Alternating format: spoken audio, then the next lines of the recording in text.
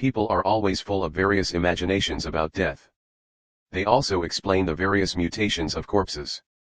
Assuming that there are indeed many unexplainable strange things happening, it will deepen our fear of death. Maybe watching this movie will make people treat life and death more rationally, and truly gain the settlement and enrichment of life. Let us watch the French brain-burning horror film The Color of Death. This is a remote seaside town. Children have been missing mysteriously all year round. The streets and alleys are covered with missing person notices. Next to a large number of missing person notices, sits a beautiful strange girl named Lucy. She just came of age not long ago. Today is her first day as a caregiver, and she is both looking forward to it and nervous. Fortunately, the company has assigned Lucy a passionate caregiver. She drove Lucy to work early in the morning, looking for topics to chat with all the way. In order to ease the embarrassment of the first meeting, she noticed Lucy's strange child, saying that the same color but different colors means that the body can accommodate two souls. One eye is the entrance to the soul, and the other eye is the exit. Faced with the master's enthusiasm, the introverted Lucy was a little overwhelmed. She didn't know how to talk, and she could only work down to earth. First, she followed the master to give an injection to the old man who was living on minimum living allowance. She found that the old man had knee discomfort. She almost lost her mobility. Her unscrupulous children and grandchildren were unwilling to even look at her.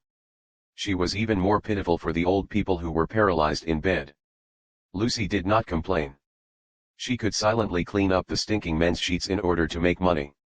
She was not afraid of hardship, but when the two of them arrived outside the third patient's home, the master suddenly refused to take Lucy with him and asked her to wait in the car. Lucy couldn't help but think wildly, fearing that she would be left behind because of her poor performance.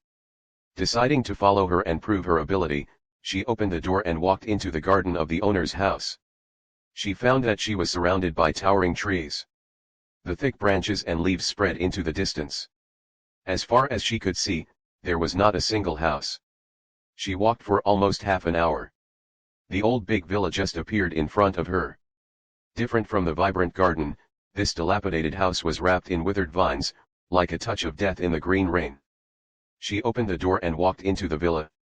She found that the first floor was filled with animal specimens, and there were many ballet photos hanging on the second floor. In the bedroom on the top floor, there was a sound of rapid and heavy breathing. Lucy felt a trace of fear in her heart, but curiosity still prevailed. It turned out that behind the bedroom door was an old and skinny old woman. She seemed to have fallen into a deep coma and could only rely on a ventilator to survive. The master slowly walked out of the darkness. She did not blame Lucy for disobeying orders. Instead, he praised Lucy as a positive and good caregiver and taught her to choose a book from the bookshelf to take away as a reward for bravely entering the villa. Lucy did not understand the master's intention, but as an apprentice, she could only follow it. She closed her eyes and picked up a random book. When she opened it, a big moth flew out. The master was not surprised and said that no one had cleaned the place all year round and there were moths everywhere. It turned out that they were in this huge villa. The old woman lived alone. She had no hope. She managed the family's wealth but had no relatives or friends. She could only lie in bed and wait for death. It was really sad. The master looked at the key on the woman's body and said that this key could open the most precious treasure. The most important thing is that the treasure is most likely hidden in the villa. Lucy doesn't care about the treasure. She focuses all her attention on the blood bag on the old woman. She is curious about what disease the old woman is suffering from. He actually wanted to write for a living. The master said why writing is only known by doctors. The caregivers only need to follow the doctor's orders. In fact, the master was lying. He had just separated from Lucy and had set his sights on a little girl. Also, let your girl be brutally killed, drain the blood from the body, and make blood bags one after another. On the other side, Lucy sat quietly at the port in the cold wind until the sky was completely dark, and then she waited for her boyfriend who had returned from the sea. Her boyfriend, William, has little education and can only sell his labor. He has to work hard every day and can only barely protect her. When she heard Lucy talk about what happened during the day, her eyes suddenly lit up and she couldn't wait to go to the villa to hunt for treasures. I hope Lucy can help lead the way. Lucy was in disbelief after hearing this. Unexpectedly, a few small words aroused William's desire to commit crime again. You know, he had just been imprisoned for cutting his head not long ago, and he had only been released for a few days and wanted to make the same mistake again. William refused to give up and tried his best to persuade Lucy. The two argued endlessly about the matter and finally broke up. After returning home, Lucy was tired and angry. She wanted to talk to her father about her worries, but her father went out on a date for a few days. He also said that he would remarry soon. 8 months ago, his father cheated on her during marriage, forcing her mother to commit suicide in shame and anger. Now, she wanted that woman to break into the house. Thinking about it, Lucy seemed to see her mother who died tragically. Her cold hand went up to her face. The feeling was so real, but it disappeared in an instant. Lucy came back to her senses and suddenly realized that she had nothing and could not lose her boyfriend again. So he called William's phone number and decided to take him to the villa. In the middle of the night, William called his good friend Aben to visit together. The three of them were about to set off when they were suddenly surrounded by several children. It turns out that today is the eve of Halloween. Children dress up as ghosts and go around begging the church. Trick-or-treating without asking the church is the essence of this festival. William is in a hurry to set off and chases away the children with curses. Unexpectedly, the paper lanterns in the hands of the children fell to the ground and gradually turned into ashes, like 3 perishing souls. When walking through the large garden outside the villa, Lucy found a wisp of green flame on the ground. Not only was she not afraid. He held the will-o'-the-wisp in his hands and watched the 2 boys dumbfounded. However, such strange things happened, and William kept abandoning her family and refused to look back. He pulled the 2 of them forward and groped in the dark for an hour before finally arriving at the villa. It doesn't matter if the door is locked. He walked around the corner and was surprised to find that the iron door of the basement was open. The 3 of them climbed into the basement one by one, passed through a lot of dusty debris, and came to the living room of the inner villa to hunt for treasures. Aben suddenly saw a black shadow and was so frightened that he collapsed to the ground. After a closer look, it turned out to be a stuffed gray wolf. It seemed that there were only animal specimens here. The 3 of them were a little disappointed and continued to the 2nd floor to search. I found that there were 2 rooms on the 2nd floor. One was a children's bedroom. There were several slim life dolls in it. The catfish had turned around suddenly, almost scaring people out of their wits. The other room was locked with a big lock. It was most likely a treasure trove. Lucy remembered that the old lady had a key hanging around her neck, so she went to the top bedroom to get the key. Unfortunately, the key did not match the door lock. At this point, we had no choice but to break away. William was the first to rush in to get the treasure. He found that there was nothing else in the room except a doll covered with lace. Wait, he didn't seem to be a doll. It was a dried corpse. Could it be that this mummy wearing a ballet costume was the legendary mysterious treasure William did not dare to give up? He always felt that there was a switch in the house. He lowered his head and took a look. Sure enough, there was a lock on the iron box at the feet of the mummy. He quickly took out the key from the old lady's body. When the lock was turned, the mechanism in the iron box was triggered. The mummy danced with the rotation of the iron box. The scene was strange and horrifying. William broke the neck of the mummy with one punch, venting his anger and unwillingness. Suddenly, there was a burst of urgent footsteps on the ceiling. The 3 of them were frightened and fled in a hurry, but there was no way to escape. Because the iron door in the basement was locked. Not only that, every door and window was welded shut with iron sheets. The 3 of them went to the top floor bedroom together and found that the old lady had disappeared. Only a pool of dazzling blood was left on the bed sheets. Aben walked towards a floor-to-ceiling mirror by mistake. He stared blankly at the mirror and waited for him to come back to his senses. Time, 2 hours 24 minutes and 24 seconds. He fumbled to turn on the headlight and found that there were 6 stone walls here and there were no doors or windows at all. Since there was no exit, how did he get in? Aben couldn't remember why he was here. The more I thought about it, the creepier I felt. As the lights flickered on and off, several girls in ballet costumes appeared next to Aben.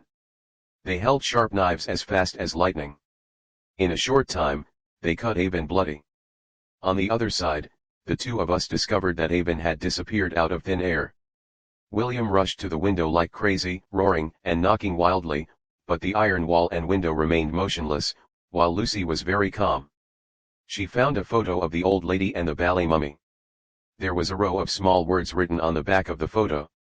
It turned out that the ballet mummy was named Anna and she was the old lady's dead daughter. Following this clue, Lucy returned to the children's bedroom again. I found a blood-stained little dress hanging in the closet. Suddenly, all the animal-headed dolls turned their heads. The old lady appeared out of nowhere, staring at Lucy with her cloudy glasses. He also stretched out his crying hands like old branches towards her. For some reason, Lucy couldn't help but hold those hands. At a moment like a touch point, the memories of the old lady appeared in front of Lucy's eyes. It turned out that the old lady's name was Jessel. He was once a strict ballet teacher, especially to his daughter Anna. After entering the rebellious period, Anna hated ballet more and more. In order to resist her mother, she deliberately ate her classmates in the dance class, which made her mother furious. She blames her for not attacking the people around her, which can easily expose her identity. In fact, Jessel and Anna are both vampire monsters. Most vampire monsters are not afraid of the sun, but Anna is a special case. She was born with defects. Not only could she not hear the sound, but she would also be harmed by the sun. However, she longed for the sun. In order to escape from the villa where she had been imprisoned for more than 10 years, she rushed into the sun and was roasted beyond recognition. The memories stopped abruptly, and Lucy's thoughts drifted to the present. She saw that Jessel had disappeared. Lucy wanted to prepare to meet William, but the door of the children's bedroom had been locked, and then William's screams were heard outside the door. At this moment, Jessel was tasting William's delicious flesh and blood. After the screams ended, the door to the children's bedroom opened automatically. Lucy looked over and saw a hideous black shadow on the wall. Judging from the shape, it should be Jessel. Lucy didn't dare to stay where she was, so she hid in the room where Anna was. The strange thing was that Anna, whose whole body was cracked, actually shed a drop of nosebleed. It turned out that Anna was taken back to the villa after experiencing the sunshine prison. Her mother didn't realize that her cracked skin still forced her to continue practicing martial arts. Just because her movements were not standard enough, she even broke her bones cruelly. But even so, Anna did not die. This is the curse of vampire monsters. Their bodies will age, die, and even rot, but their souls will never rest in peace. At this time, Anna, who has become a mummy, suddenly wakes up. She was originally a child. Her eyes were also sealed, but she could still smell the sweet smell in her blood vessels. Usually, by instinct, Anna would lock onto her target in a few clicks. She would press Lucy under her body and Lucy would bite first, biting Anna's belly. One punch made her unconscious again. At this moment, the master suddenly appeared behind Lucy and injected her with an anesthetic. It turned out that the master was also one of Jessel's students, and his bones were broken because he accidentally bumped into Anna. Forced to become a servant of the vampire monster, Anna's body was dead and completely unable to move. Jessel thought of a clever plan. He skinned his daughter, removed her bones and installed a chicken heart, and dried her flesh and blood. Made into a mummy powered by chicken blood, Lucy was tied to the operating table. What awaited her was a cruel soul-summoning ceremony. Jessel stretched out his sharp nails and slowly cut open the wound. West's belly. Then the insect pupa was stuffed in, and then another insect pupa was stuffed into Anna's body. After Lucy was targeted on one eyelid, she saw her mother in tears. After both eyes were targeted, Lucy suddenly fainted, and in the past, the moths in her body burst out, carrying her soul out of her body. Lucy's moths and Anna's moths briefly met in the air and then flew into each other's mouths. When Lucy woke up, one of her pupils had disappeared, and she was admiring this new body with great ecstasy. She whispered, "Alone." Jessel decided that the soul-summoning ceremony was very successful, and thought that his baby daughter Anna. Lucy had already lived in her body and turned into human Anna, so she immediately forced her to practice martial arts. Unexpectedly by the human, Anna used sharp scissors to commit suicide, stabbed the servant to death, and quickly cut Jessel's throat. Afterwards, the human Anna cut open the eyes of the mummy and found that she had indeed turned into a strange child. What was unexpected was that Anna, who had become a human, actually showed compassion. She dripped the blood from her palm into the mouth of the mummy Lucy. He awakened the girl who had become a monster on his behalf. The two people who had exchanged souls supported each other and obtained the key to the door from the servant. However, when the blood of the servant and Jessel's blood merged, Jessel suddenly heard this echo. She drew strength from her blood and rushed towards the human Anna. The two girls helped each other and fought hard with Jessel. Finally, they worked together to push her down the stairs and tore her head. The two walked out of the villa hand in hand and found that there was no way out.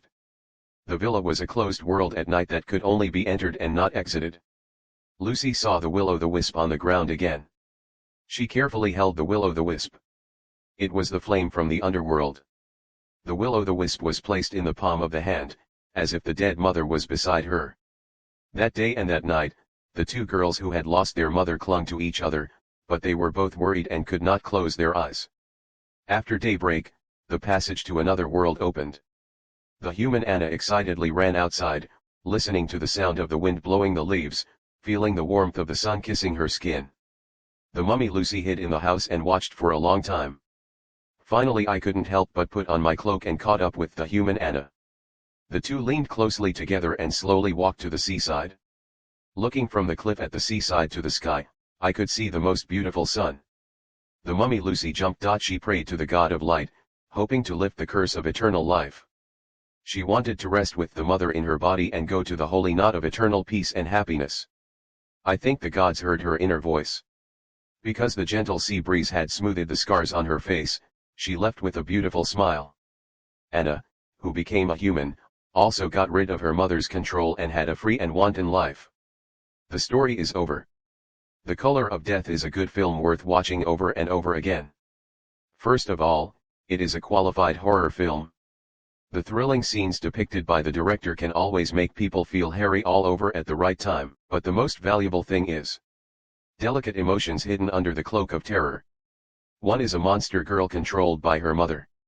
She has a deformed maternal love but no freedom. The other is a human girl abandoned by everyone. She can live as she pleases. But they are always longing for love. They are both lonely and painful. The two girls became each other's intimates and both were freed from the pain. The most interesting thing is that the director did not explicitly name them. Whether the two girls have exchanged their souls, only one bright line and a few dark lines are left. These dark lines will guide the viewer to imagine different endings, giving the story many possibilities. At the beginning of the film, the director came up with a hypothesis through the mouth of the nurse. The strange eyes are equivalent to two souls living in the body. If this theory is true, then the other soul in Lucy's body should be Lucy's mother. After the ghost soul ceremony, the clerk's eyes turned into heterogeneous pupils. We can understand that during this period of time, in the first ending introduced in the plot summary, Lucy and her mother were exchanged into dried corpses, while Anna obtained a human body. There are many plots that can support the first ending. For example, the human Anna looked at the new body intoxicated and said a person. This sentence has two meanings. The first one is that I finally changed from a monster to a person. The second one is that there is only one person left in my body. This is the second one. Then there is another ending. Maybe the souls of Lucy and Anna have not been exchanged, but the soul of Lucy's mother has left this character. In order to protect her daughter, she transferred into Anna's body during the soul-changing ceremony, turned the mummy Anna into a strange-eyed creature, and successfully defeated Jessel. The third ending is that Lucy's mother remains in a human body. Anna and Lucy died together with the mummies. The fourth ending is that Anna and Lucy stayed in the human body together, and Lucy's mother left. Each of the above endings seems to have a certain truth. You can also find some small supporting evidence in the plot.